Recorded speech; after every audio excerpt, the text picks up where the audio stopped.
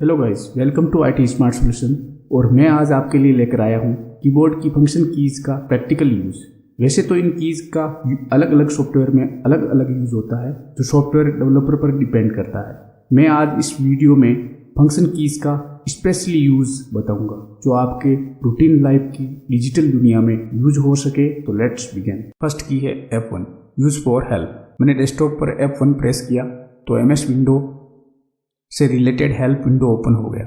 या मैं search bar में हेल्प कीवर्ड टाइप कर सकता हूँ, या फिर किसी ऐप में टास्क कर रहे होते हो तो वहाँ पर भी F1 प्रेस करके हेल्प ली जा सकती है। इस टाइम आपके सिस्टम में इंटरनेट ऑन हो तो बेटर रिजल्ट सर्च होता है। नेक्स्ट की है F2, इसका यूज़ रीनेम के लिए होता है। जैसे ये ऑफिस 365 फाइल का MS ऑफिस 365 नेम टाइप करके मैंने एंटर प्रेस किया। इस तरह किसी भी फाइल, फोल्डर या ऐप का रीनेम दे सकते हो। नेक्स्ट की है F3, इसका यूज इंटरनेट ब्राउजर में जब आप F3 प्रेस करते हो तो सर्च बार शो होती है। इसमें पर्टिकुलर वर्ड टाइप करके, जैसे मैंने यहाँ पर नेपाल टाइप किया तो वेब पेज में हाईलाइट हो गया।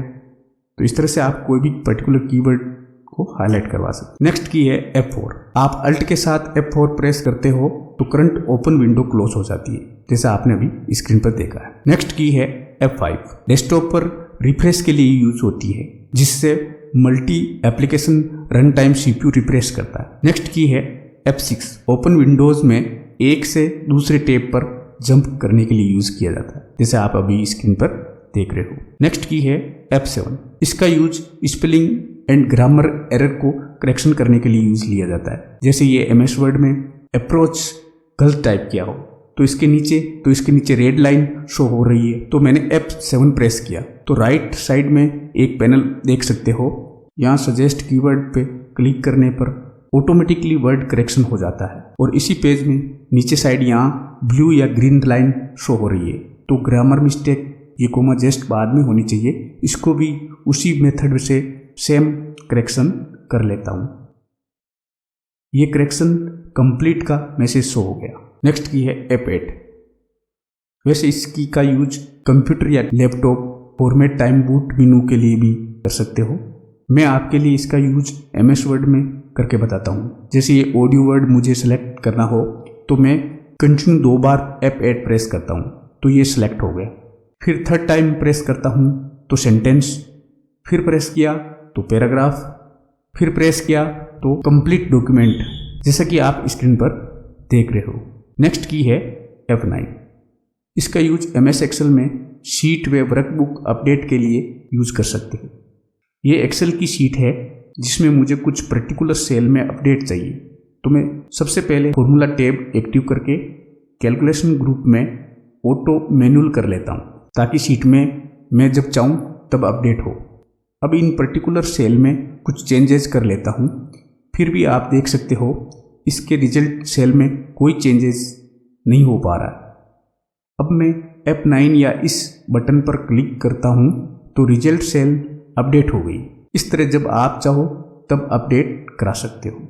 नेक्स्ट की है F10, ये मेनू बार या टैब बार एक्टिव के लिए यूज में ली जा सकती है, जैसा आप स्क्रीन पर देख रहे हो।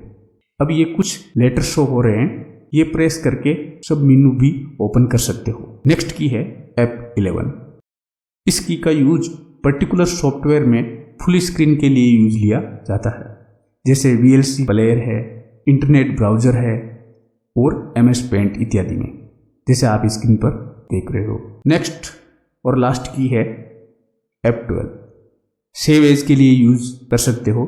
जैसे आपके सामने MS वर्ड की फाइल ओपन है जो पहले से ऑलरेडी सेव है, और मैं रीनेम देकर PDF में सेव करना चाहता हूँ, तो यहाँ से रीनेम और PDF फॉर्मेट चेंज करके सेव कर लेता हूँ। तो इस तरह से न्यू नेम से PDF फाइल बन गई, जो आप स्क्रीन पर देख रहे हो। यदि वीडियो आपके नॉलेज के लिए यूजफुल रहा हो तो चैनल को लाइक, शेयर और सब्सक्राइब करना ना भूलें। Thank you for watching my video. जय हिंद, जय भारत।